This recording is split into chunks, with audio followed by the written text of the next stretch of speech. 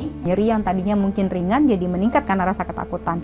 Nah, inilah tugasnya tim paliatif untuk si emosional tadi, mengedukasi keluarga bahwa gejala menjelang kematian. Semua orang itu berhak untuk dia hidup tanpa penderitaan dan kesakitan di akhir hidupnya. Yang paling saya ingat kita nangis sama-sama adalah bisa nggak bantu saya diskusi sama mama, kayaknya ini udah waktunya deh karena aku udah ngerasa sesek, aku udah ngerasa semakin lemas, aku nggak mau meninggal di rumah sakit, aku mau di rumah aja.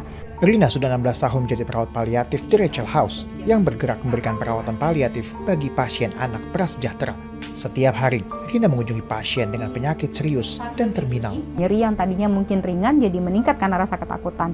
Nah, inilah tugasnya tim paliatif untuk si emosional tadi, mengedukasi keluarga bahwa gejala menjelang kematian. Semua orang itu berhak untuk dia hidup tanpa penderitaan dan kesakitan di akhir hidupnya. Perawatan paliatif di Indonesia masih menghadapi tantangan, salah satunya karena stigma tentang kematian. Jadi kalau misalnya lagi berat, kamu masih khawatir takut meninggal nggak?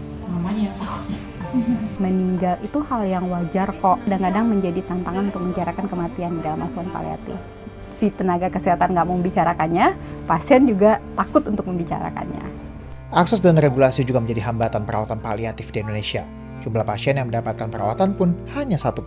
Polisinya sekarang udah jelas tuh di Undang-Undang Kesehatan, tapi implementasinya belum diatur dengan jelas. Paliatif itu tidak hanya perawatan akhir kehidupan, yang terintegrasi sejak awal. Jadi masalah penting justru perawatan paliatif harus di-cover oleh BPJS itu yang ada di puskesmas.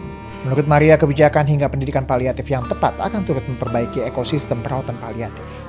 Sejumlah studi juga telah menunjukkan manfaat perawatan paliatif. Kalau bukan kita sebagai tenaga kesehatan atau tim paliatif, siapa yang akan menemani mereka secara kematian? Mereka jadi siap dan mereka tahu apa yang harus mereka lakukan di akhir hidupnya mereka. Ngumpul sama keluarga, kemudian mereka masih bisa senang-senang. Nah, itu yang bikin saya tertarik di bidang ini.